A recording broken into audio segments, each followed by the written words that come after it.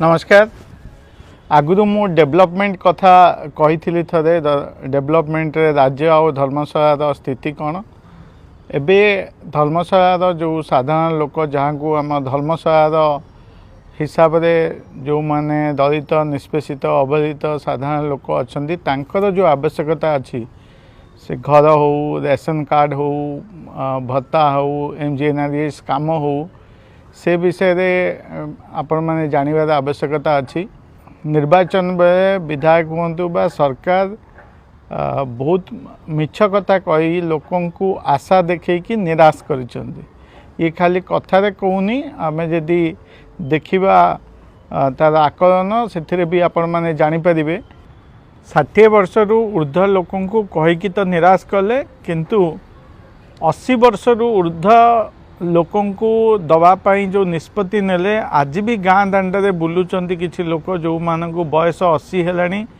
से माने भत्ता पाउना। निश्चिंत भावे से जो प्रतिश्रुति देइथिले 60 रु ऊर्ध्व लोकं को 3000 टंका भत्ता करिवे किंतु ठकिले कौन ना 80 रु ऊर्ध्व लोकं को 3500 कले किंतु सेटा भी समस्त को पाखे पहुँची पारुनी। आज भी माने आशारे बसीचंती निराशा होगी गाँव में रोथुबा वृद्ध वृद्धा। ये सरकार मिछ कहिबारे तो दुरंदर एवं प्रतारणा दवारे दुरंदर। आमे यही जो कथा कहली साधारण लोकंकर आउ गोटे मुख्य आवश्यकता है स्वास्थ्य जोटा बीएसकेवाई थिला जने लोक जदि परिवार किसी असुविधा होता हॉस्पिटल जाऊला तार समस्त ट्रीटमेंट मागणा हो पारुला। एबे बीएसकेवाई को बंद करी जो आयुष्मान योजना करिसेंती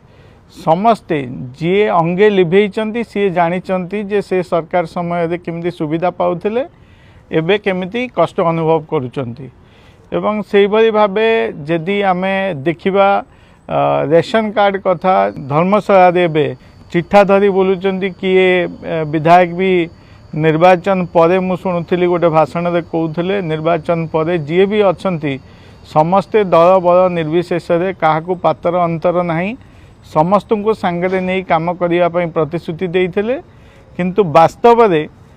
जो कथा कहली रेशन कार्ड गाँ दांडे लोक बुलूचंती चिठा धरिकी किए आम दल रा ना ना कटिब से घर कथा हो कि भत्ता कथा हो जदि आकलन को देखिबा सरकार आकलन हिसाब से गोटे डाटा को जदि आमे जिबा ताहले भत्ता जोटा मधुबाबू पेंशन योजना 2023-24 रे विजु जनता दल सरकार समय रे गोटे वर्ष रे आमे 6000 ऊर्ध्व लोकों को भत्ता देइथिलु किंतु यही सरकार रे गत 18 मास भितरे धर्मशाला ब्लॉक रे 1000 रु कम 900 केते लोकों को दिया जाइछि भत्ता। एवं रेशन कार्ड कथा तो मैं आपको कही सारी घर कथा जोटा प्रधानमंत्री आवास योजना यदि सरकारी डाटा देखिए ताले 2022-23 मसीह 2940 लोकों को दिया जाइथिला घर किंतु ए नवा सरकार आसिला परे 2024-25 मसीह मात्र 105 जन को दिया जाइछि प्रधानमंत्री आवास योजना। आउ गोटे साधारण लोकों को काम जोगेवाई सरकार गोटे योजना अच्छी एमजीएनआरजीएस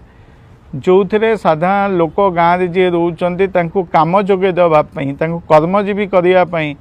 जो योजनाटी अच्छी से आम धर्मशाला 2023-24 मसीह एमजीएनआरजीएस 5,10,324 मैंडेज काम होता किंतु से एमजीएनआरजीएस नवा सरकार आसिला परे 24-25 फाइनेंशियल ईयर सेटा मात्र 1,12,581 जन को दिया जाए। तो धर्मशाला जमती कहली डेवलपमेंट काम भी पछरे से भली साधारण लोकों को सेवा जोगे दबारे घर रेशन कार्ड भत्ता एमजीएनआरजीएस काम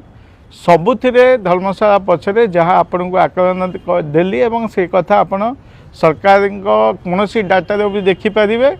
किंतु सरकार आउ गोटे डाटा जदि देखिए विधानसभा भी मंत्री आंसर देइचंती धर्मशाला डेवलपमेंट रे पछरे धर्मशाला साधारण लोकों काम करिया पछरे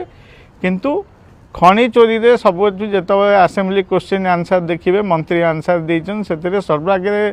राज्य रे जो किछि अछि तादरे धर्मशाला 1 नंबर। लिखित उत्तर रखिंट खनि मंत्री 30 जिलूर चोरा चालाण होची लघु खनिज से बेले 11टी अत्यधिक संवेदनशील तहसिल चिन्हट होची जोंटी सर्वाधिक बाली लुट होची धर्मशाला झारसुगुड़ा सेही हिसाब रे जो कथाटी कहली जे निश्चिंत भावे यदि साधारण लोकन को गुरुत्व दिया जाए बा साधारण लोकन पई जो कथा कही निर्वाचन को आसीथिले दलित निष्पेषित अवहेलितों पई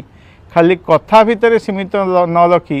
यदि कार्य करि पारन्ते ताहले निश्चिंत भल हुअंता धर्मशालावासी खुशी हुअन्ते। धन्यवाद।